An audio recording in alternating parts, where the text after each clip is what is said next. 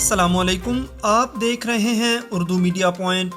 ناظرین، پاکستانی ٹیم کے مایہ ناز بلے باز اور کپتان بابر اعظم جنوبی افریقہ کے خلاف تاریخ رقم کرنے کو تیار ہیں۔ جنوبی افریقن ٹیم 13 سال بعد پاکستان میں کرکٹ کے میدانوں کی رونقیں بڑھانے پہنچ چکی ہے۔ جنوبی افریقن کپتان ڈی کاک کے بعد ساؤتھ افریقن ٹیم کے کوچ مارک باؤچر نے بھی پاکستان پہنچنے پر پاکستانیوں کے دل جیت لیے ہیں۔ جنوبی افریقہ کے خلاف پہلے ٹیسٹ میچ میں نئے پاکستانی اوپنرز کو آزمانے کا فیصلہ کیا گیا ہے۔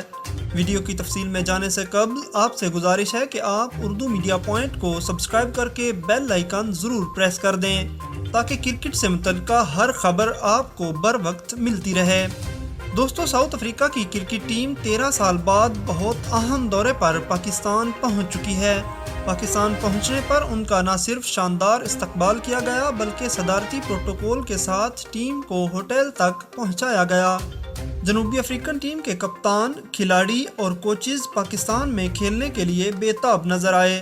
اس حوالے سے جنوبی افریقن کپتان کوئنٹن ڈی کاک کہتے ہیں کہ وہ پاکستان میں پہلی بار کھیلنے کے لیے کافی پرجوش ہیں اور پاکستانی ٹیم کے ساتھ بڑے مقابلے کے لیے بے چین بھی ہیں۔ جنوبی افریقہ کے کوچ مارک باؤچر نے پاکستان پہنچنے پر پاکستان کی طرف سے ملنے والے پروٹوکول اور سیکیورٹی انتظامات کو تسلی بخش قرار دے دیا ہے۔ جنوبی افریقہ کے خلاف پاکستانی اسکواڈ کا اعلان کیا گیا تو ٹیم میں 9 ایسے کھلاڑی شامل ہیں جنہیں ٹیسٹ کیپ پہننے کا موقع مل سکتا ہے۔ اب جنوبی افریقہ کے خلاف پہلے ٹیسٹ میں نئے ٹیسٹ اوپنرز کو آزمانے کا فیصلہ کیا گیا ہے۔ اوپنر شان مسعود کی جگہ عبداللہ شفیق یا پھر عمران بٹ کو عابد علی کے ساتھ بطور اوپنر پلینگ 11 کا حصہ بنایا جا سکتا ہے۔ پاکستانی ٹیم کے مایہ ناز بلے باز بابر اعظم جنوبی افریقہ کے خلاف تاریخ رقم کرنے کو تیار ہیں۔ بابر اعظم کو کیریئر کی بڑی کامیابی ملنے والی ہے۔ وہ بطور کپتان ساؤتھ افریقہ کے خلاف ٹیسٹ فارمیٹ میں کپتانی کرنے جا رہے ہیں۔